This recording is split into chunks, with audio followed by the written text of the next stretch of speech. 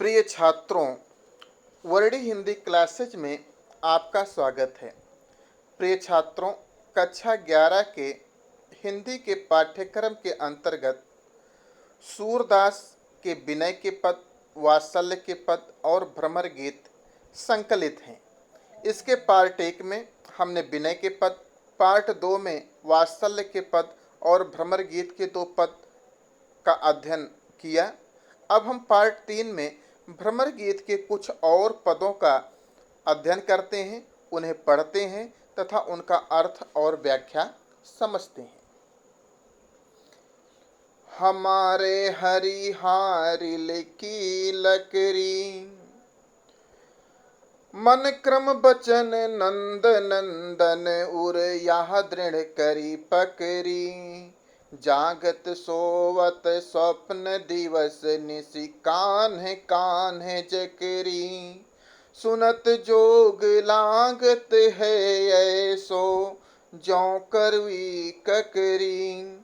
सूतो व्याधि हम को ले आए देखी सुनी न करी।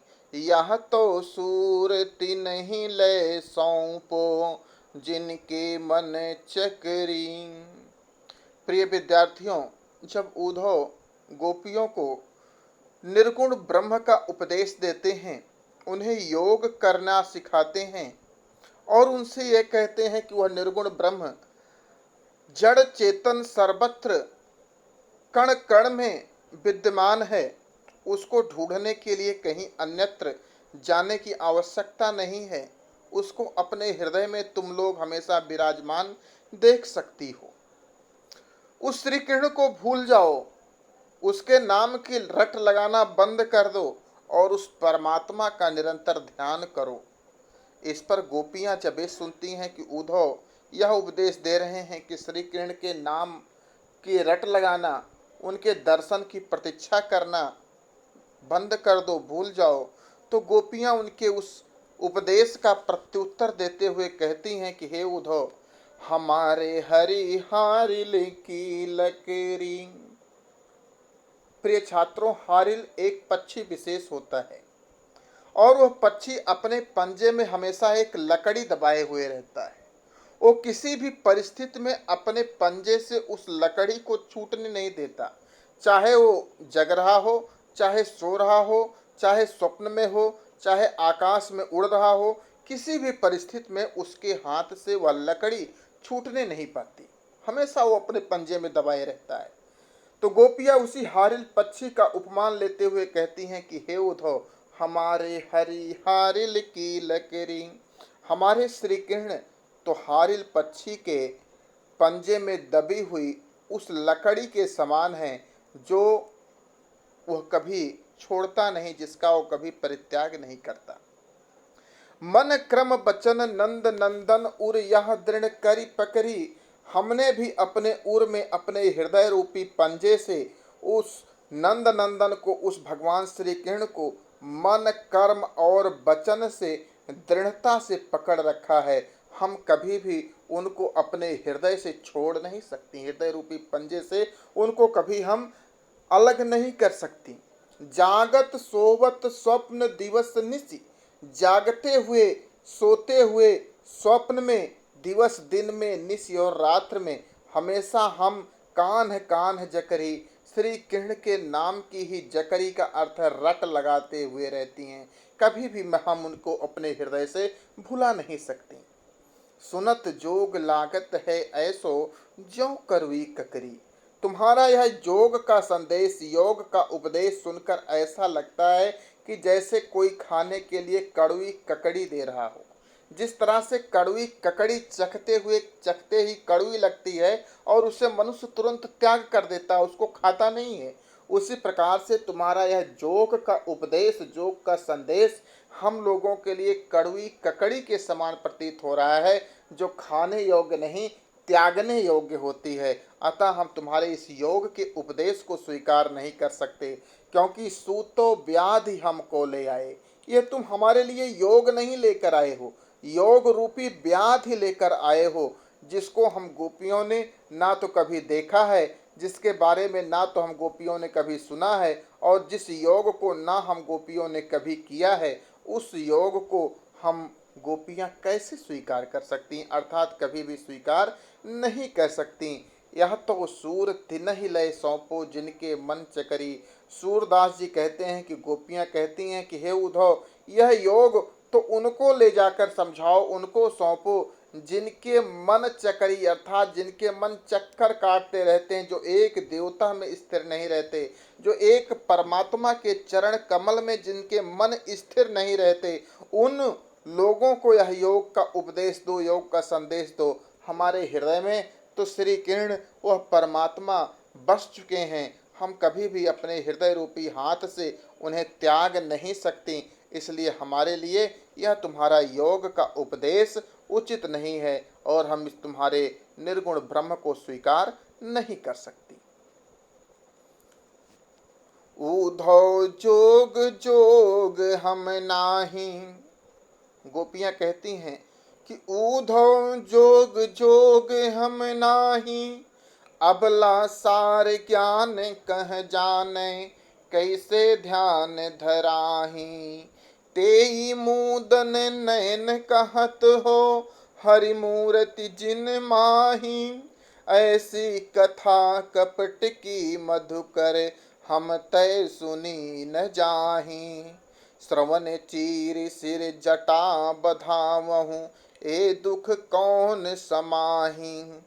चंदन तजियग भस्म बतावत, बिरह अनल अति दाही।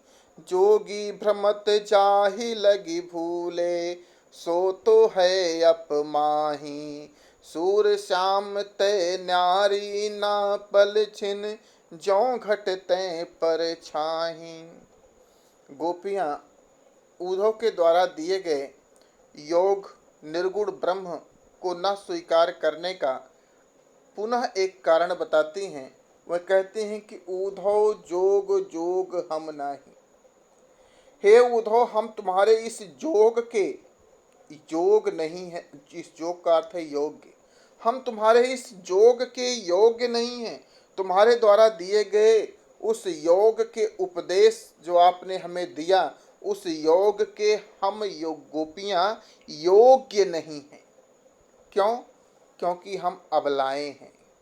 अबला सार ज्ञान, सार ज्ञान का अर्थ तत्व ज्ञान, वह परमात्मा का ज्ञान कहाँ जाने, कैसे समझ सकती। हम अबलाएं हैं, हम अनपढ़ हैं, अशिक्षित हैं, मूर्ख हैं। हम अनपढ़ अशिक्षित मूर्ख गोपियां उस पुराणों में वेदों में लिखे गए उस परमात्मा के सार ज्ञान तत्व ज्ञान को कहाँ जाने, कैसे जान सकती हैं। और जब उसको जान नहीं सकती तो कैसे ध्यान धराएं। जिसको हम जान नहीं सकते उसका ध्यान कैसे कर सकती हैं। हे गोपियां, हे उद्धव, ये हमसे संभव नहीं है। तेई मोदन नयन कहत हो, हरि मूर्ति जिन माही।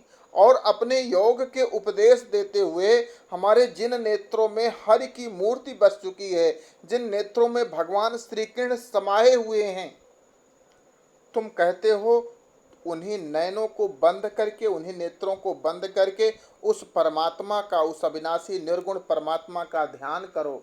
तो ये हमारे लिए संभव नहीं है। ये बातें तो हमें कपटपूर्ण बातें लगती हैं कि जिन नेत्रों में हमारे श्री कृष्ण बसे हुए हैं, तुम कहते हो कि उन नेत्रों को बंद करके उस अविनाशी परमात्मा का ध्यान करो। ऐसी कथा कपट की मधुकर, हम तय सुनी न जाही। मधुकर का अर्थ होता है भौरा। भौरा काले रंग का होता है। उद्धव भी काले थे, इसलिए उनको मधुकर के पर्याय से संबोधित किया गया है कि हे उद्धव, तुम्हारी ऐसी कपटपूर्ण बातें हम गोपियों से सुनी नहीं जा सकेंगी, क्योंकि जिन नेत्रों में हमारे श्री कृष्ण बसे हुए हैं, उन्हीं नेत्रों को तुम कहते हो बंद करके उस अविनाशी निर्गुण परमात्मा का ध्यान करो। तो ऐसी कपटपूर्ण बातें हे उद्धव हम गोपियों के द्वारा सुनी नहीं जा सकेंगी। फिर तुम कहते हो कि श्रवण चीर, जिस तरह से योगी अपने कान में बड़े बड़े छेद करके बड़े बड़े कुंडल पहन लेते हैं, उसी तरह से तुम गोपियां भी अपने कान में को चिरा लो, कान में छेद बड़े बड़े करवा लो, बड़े बड़े कुंडल पहन लो और जिस तरह से योगी सिर पर जटा बंधाते हैं उसी तरह हम भी जटा बंधा लें, कान चीर लें और सिर पर जटा बंधा लें। ए दुख कौन समाही, ये दुखपूर्ण बातें जो तुम हमसे बता रहे हो ये हमसे बर्दाश्त नहीं होगी। चंदन तज अंग भस्म बतावत, बिरह अनल अतिदाही। विरह की अग्नि में दहती हुई, श्री कृष्ण के विरह की अग्नि में दहती हुई अर्थात जलती हुई, दाही का अर्थ है जलती हुई, तपती हुई, हम गोपियों के लिए जहाँ पर चंदन, शीतल चंदन के लेप की आवश्यकता है, वहां तुम कहते हो कि योगियों की तरह अपने अंग में भस्म लगा लो, राख लगा लो। ये तुम्हारी बातें तो हमें और भी श्री कृष्ण के विरह की अग्नि में जलाने वाली प्रतीत होती हैं।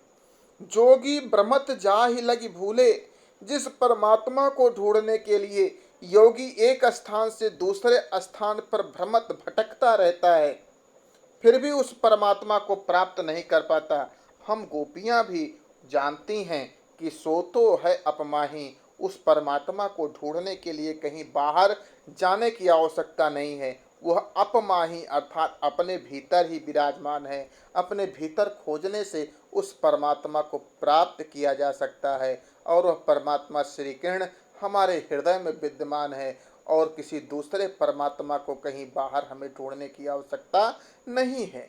सूर श्याम तय न्यारी ना पलछिन, ज्यों घट तय परछाई। सूरदास जी गोपियों सूरदास जी कहते हैं कि गोपियां कहती हैं कि हे उद्धव, श्याम के बिना एक पल भी हमें अच्छा नहीं लगता। जैसे घट से उसकी छाया अलग नहीं हो सकती, परछाई अलग नहीं हो सकती, वैसे कभी श्री कृष्ण हम गोपियों के हृदय से विलग नहीं हो सकते। लरिकाई को प्रेम कहो अलि कैसे छूटत, कहाँ कहाँ ब्रजनाथ चरित अंतर्गति लूटत। वह चितवनी वह चाल मनोहर, वह मुस्कानी मंद धुनि गावनी। नटवर भेष नंद नंदन को, वह विनोद वह बनते आवनी। चरण कमल की सौह करती हूँ, यह संदेश मोहि बिस सम लागत। सूरदास पल मोहिना बिसरति, मोहन मूरति सोवत जागत। प्रिय छात्रों, उद्धव के योग का उपदेश सुनकर गोपियां और भी अधिक विचलित हो जाती हैं और पुनः उन्हें संबोधित करते हुए कहती हैं कि लरिकाई को प्रेम कहो अलि कैसे छूटत। विद्यार्थियों, जो उधर भ्रमर के लिए मधुकर शब्द आया था, अली का भी अर्थ होता है भ्रमर। और ये जो संबोधन है भ्रमर गीत नाम इसके लिए इसीलिए पड़ा क्योंकि भ्रमर का रंग काला होता है और उद्धव भी काले रंग के थे, इसलिए उन्हें अली का संबोधन प्राप्त हुआ। तो गोपियां कहती हैं कि लरिकाई को प्रेम कहो अली कैसे छूटत। हे उद्धव, जिस प्रेम को छोड़ने की, जिसे भूलने की बात तुम कर रहे हो, वो कोई युवावस्था का प्रेम नहीं है कि किया और फिर भूल गए। ये लड़िकाई को प्रेम है, ये बचपन का प्रेम है और जो बचपन का प्रेम होता है वो किसी से कभी भी नहीं भूलता। तो लड़िकाई को प्रेम कहो अल कैसे छूटत। हे उद्धव, ये बचपन का प्रेम जो श्री कृष्ण से हम गोपियों का है, तुम ही बताओ, कहो तुम ही बताओ, यह प्रेम बचपन का जो प्रेम है इसको हम कैसे भूल सकती हैं, कैसे छुड़ा सकती हैं। कहाँ कहाँ ब्रजनाथ चरित, मैं उस ब्रजनाथ श्री कृष्ण के चरित्रों का बखान मैं तुमसे कहाँ कहूँ, कितना करूँ। अंतर्गत लूटत, वो प्रत्येक गोपिका के हृदय के अंतर मन को लूटता है अर्थात विजय प्राप्त करता है। उनके चरित्र का बखान किया नहीं जा सकता। वह चितवनी वह चाल मनोहर, वह मुस्कान मंद धुनि गावनी।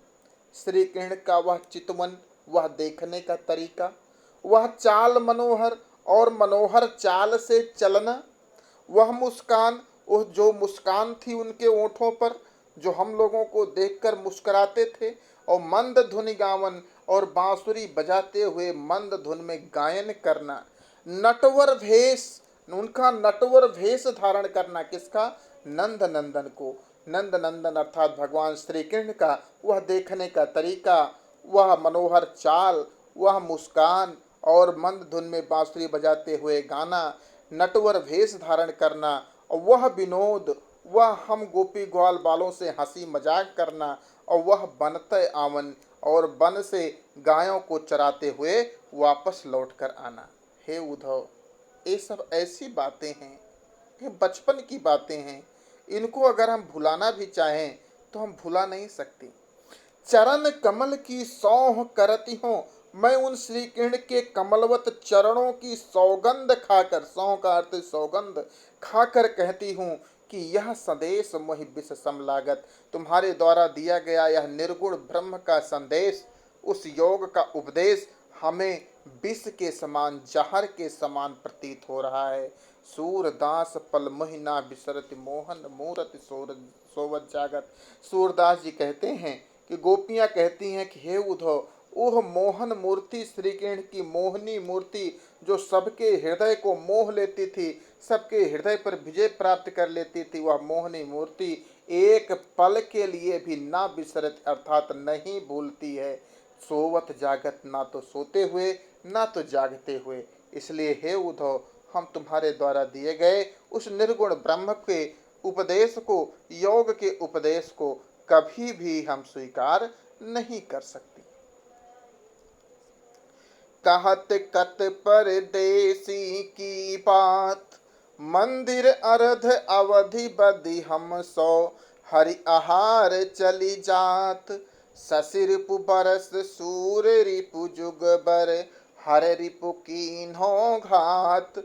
मघ पंचक लई गयो शामरो, तात अति अकुलात।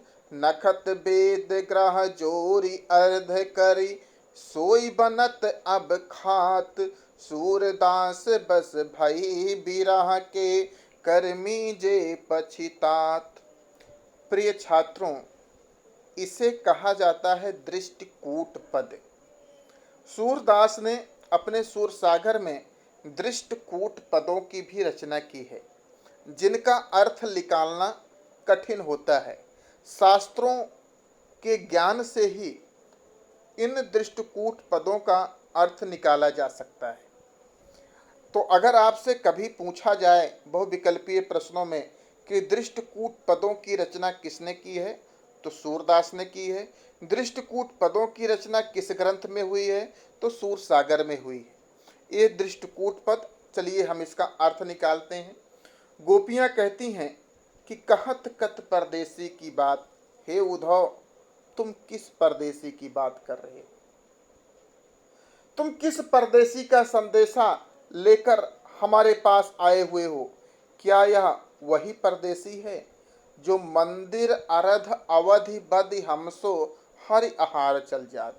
अब देखो, मंदिर का अर्थ होता है घर, घर का अर्ध मतलब आधा भाग। घर के आधा भाग को क्या कहते हैं? एक पक्ष, एक भाग।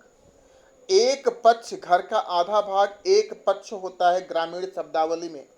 तो एक पक्ष, पक्ष को अगर हम दिन में परिवर्तित करें तो महीने में दो पक्ष होते हैं, कृष्ण पक्ष और शुक्ल पक्ष। चंद्रगणना के आधार पर महीने में दो पक्ष होते हैं, कृष्ण पक्ष और शुक्ल पक्ष। कृष्ण पक्ष 15 दिन का होता है और शुक्ल पक्ष 15 दिन का होता है, अर्थात एक महीने में दो पक्ष होते हैं।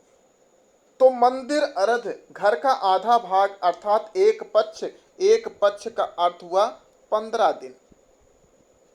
अवधि बदि हमसो, 15 दिन की अवधि हमसे कहकर गए थे कि 15 दिन में वो हमसे वापस आकर मिलेंगे, लेकिन हरि आहार चल जात। अब देखो यहाँ पर हरि का अर्थ होता है सिंह, और आहार क्या है? सिंह का आहार क्या है? मांस। सिंह का आहार क्या होता है? मांस। मांस से समझो आप मास। मास का अर्थ होता है महीना। एक महीने कितने दिन का होता है? 30 दिन का। तो यहाँ पर क्या अर्थ निकला? 30 दिन। तो मंदिर अरध अवधि बदि हमसो, हरि आहार चल जात। श्री कृष्ण हमसे 15 दिन के लिए कह के गए थे कि 15 दिन में हम वापस आकर तुम लोगों से मिलेंगे, लेकिन हरि आहार चल जात। महीनों बीत गए, लेकिन अभी तक उनसे हमारी मुलाकात नहीं हुई। ऐसे में श्री कृष्ण के बिना शशि रिपु बरस। अब शशि का अर्थ होता है चंद्रमा और रिपु का अर्थ होता है शत्रु। चंद्रमा का शत्रु कौन है? आप लोग सोचो, चंद्रमा का शत्रु कौन है? और सूर्य रिपु जुगबर। सूर्य का अर्थ है सूर्य, रिपु का अर्थ है शत्रु। सूर्य का शत्रु कौन है, ये भी सोचो। और हर रिपु कीन्हो घात। हर का अर्थ है शंकर, हरि हर कहा जाता है। हरि का अर्थ विष्णु, हर का अर्थ है शंकर भगवान। तो शंकर भगवान का शत्रु कौन है? तीनों आप सोचिए। तो शशि रिपु सूर्य चंद्रमा का शत्रु कौन है? दिन। दिन में चंद्रमा दिखाई नहीं पड़ता। और सूर्य का शत्रु कौन है? रात्रि। रात्रि में सूर्य नहीं दिखाई पड़ता, या रात्रि को जो है सूर्य समाप्त कर देता है। और हर रिपु शंकर भगवान का शत्रु कौन है? कामदेव, क्योंकि कामदेव ने उन पर बाण का प्रहार किया था और शंकर भगवान ने नेत्र खोलकर उन्हें तीसरे नेत्र से भस्म कर दिया था। तो यहाँ पर कहा जा रहा है शशि रिपु बरस। श्री किरण के बिना एक एक दिन तो एक एक वर्ष की भांति हम पे प्रतीत हो रहे हैं, किंतु एक एक रातें तो हमें युगों की भांति प्रतीत होती हैं। और ऐसे में अकेली देखकर हम गोपियों के ऊपर हर रिपु कीनो घात। कामदेव ने हम गोपियों के ऊपर आक्रमण कर दिया है। मघ पंचक लय गयो सामरो। अब इसका क्या अर्थ है? प्रिय छात्रों, कुल 27 नक्षत्र होते हैं। 27 नक्षत्रों में से मघा नक्षत्र से पांचवा नक्षत्र। मघ पंचक का अर्थ हुआ मघा नक्षत्र से पांचवा नक्षत्र।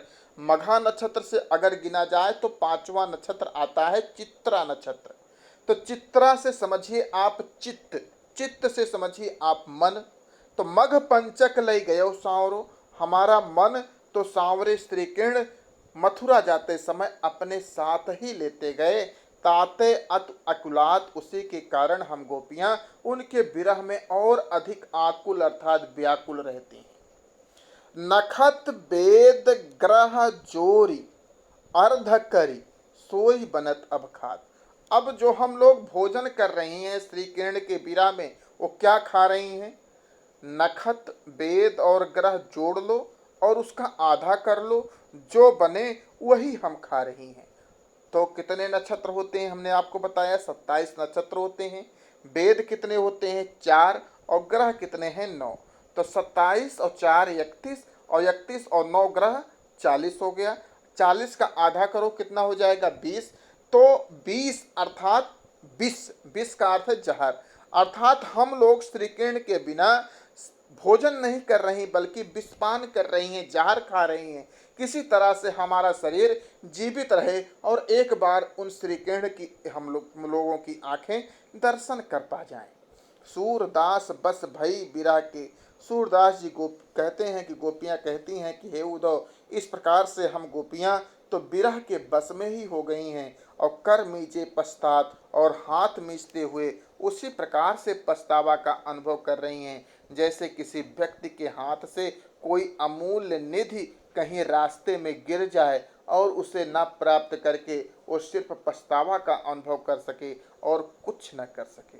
तो प्रिय छात्रों, इसका पूरा अर्थ एक बार फिर से आप देख लो कि कहत कत परदेसी की बात। हे उद्धव, आप तुम किस परदेसी की बात कर रहे हो? क्या उसी परदेसी की बात जो 15 दिन की हमसे कह के गया था, लेकिन महीनों बीत गए अभी तक लौट कर नहीं आया, और उसके न आने से एक एक दिन तो हम गोपियों के लिए एक एक वर्ष की भांति प्रतीत होते हैं, किंतु एक एक रातें तो हमें गोपियों के लिए तो जुगों की भांति प्रतीत होती हैं।